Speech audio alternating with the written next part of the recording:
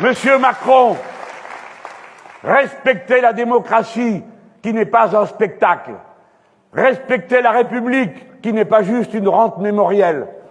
Respectez le peuple français dans son unité profonde et non dans ses différences de religion.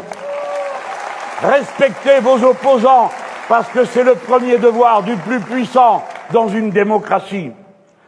J'ai proposé que l'on traite des questions internationales comme je le ferai sur d'autres sujets. Pourquoi?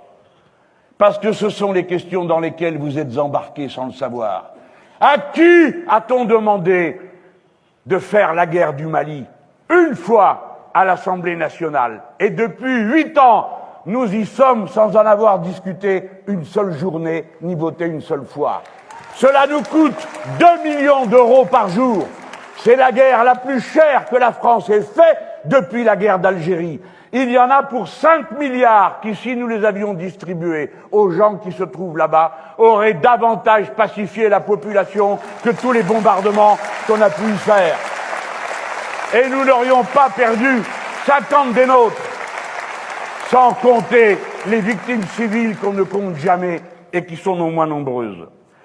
Parce que on ne vous a pas demandé, et je veux dire en tout cas que pour moi, non, la Russie n'est pas un ennemi. Non, la Chine n'est pas un ennemi. La France n'a pas d'ennemis dans le monde.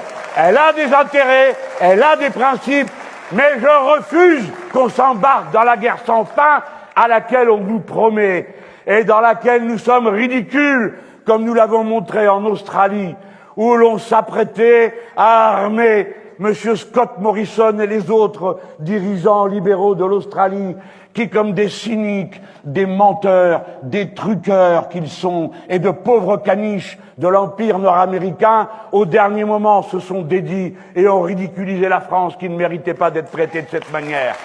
Mais tant mieux du moins, parce que nous ne sommes pas embarqués dans l'alliance des pays qui se trouvent là contre la Chine. La France est une nation pacifique. Et si vous m'élisez, nous cesserons les guerres.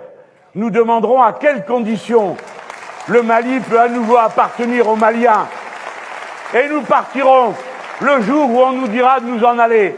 Et nous souhaiterons bonne chance au peuple malien, qui est notre peuple ami, et qui choisira bien, comme il l'entend, de faire ce qu'il veut de lui-même. Ces questions, comme elles sont importantes, comme elles sont maltraitées, comme elles sont toutes rabaissées au rang d'un spectacle auquel on ne comprend rien, où un coup succède à l'autre. Un jour, on intervient. Le lendemain, on insulte le Premier ministre du Mali. Un jour, on s'en va faire des gesticulations mémorielles. Le lendemain, on insulte le peuple algérien. Quel est cet embrouillamini qui fait qu'on ne sait plus qui est la France? Il faut qu'on le sache de nouveau, et il faut que vous sachiez à quoi vous êtes engagés. Parce qu'aucun traité ne vaut si le peuple n'y consent. Aucune alliance ne vaut si le peuple n'y consent. Et moi, je vous demanderai de consentir à sortir de l'OTAN, dans laquelle nous n'avons rien à faire, dans les aventures militaires perdues d'avance des États-Unis d'Amérique.